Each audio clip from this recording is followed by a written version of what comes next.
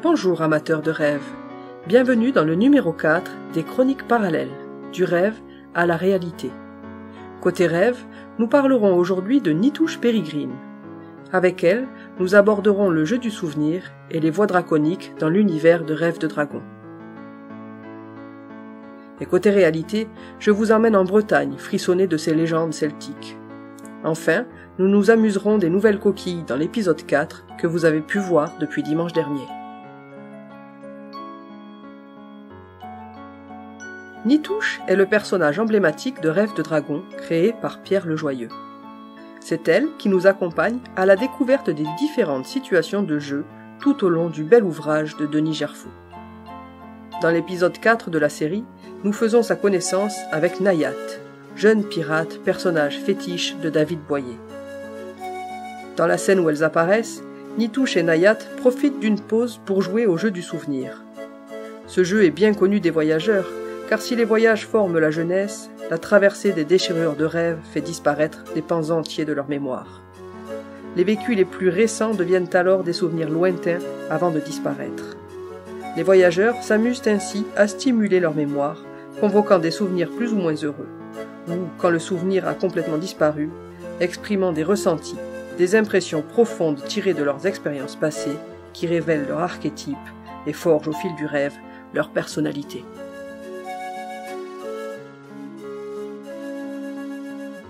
Les voies draconiques sont les courants de pensée magiques suivis par les magiciens au rêvant. Mais le draconique ne s'arrête pas là. Si l'on sait les voir, les signes draconiques sont partout. Dans les pierres, dans l'eau, dans les arbres, dans le vent, chaque lecture apporte de l'expérience et tend à augmenter les pouvoirs du haut rêvant.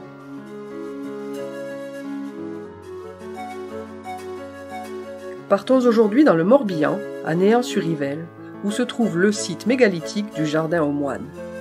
Ce lieu original, appelé également Pierre maudite de Tréorinteuc, reste à ce jour une énigme.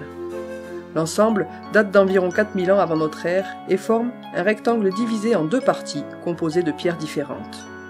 On peut penser qu'il s'agissait d'un lieu de culte avec une fonction rituelle. Selon un conte d'Ernest de Lorens de la Barre, en 1863, les pierres maudites de Tréorinteuc seraient en réalité ce qui reste d'un seigneur et des mécréants qui le servaient. Ces derniers, vivant de manière impie, s'étaient attiré la foudre divine en allant chasser le jour des morts. La pétrification d'êtres humains transformés en mégalithiques est relativement courante dans les légendes bretonnes. Alors, gare à vous si vous décidez d'aller vous y promener.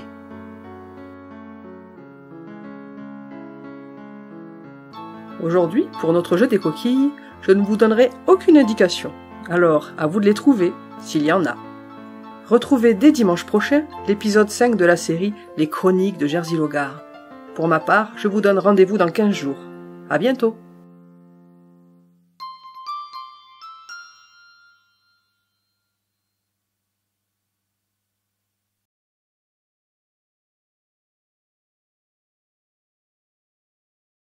Vouloir prendre le chemin pour quelque chose ou quelqu'un, sans penser au lendemain, suivre son destin. Sortir dehors toutes les voiles à la recherche d'une étoile, la voix du vent ou des flammes, des contrées roublardes. Toi le voyageur aux envies d'ailleurs, tu suis ta route libérée de tes doutes. Toi le magicien parti loin des tiens, égaré tout au fond des rêves de dragon. Oser prendre le chemin, chercher ta liberté, sans penser au lendemain de ces vies rêvées. La vie est une aventure qui t'apportera la lumière, en poursuivant le voyage jusqu'au prochain âge.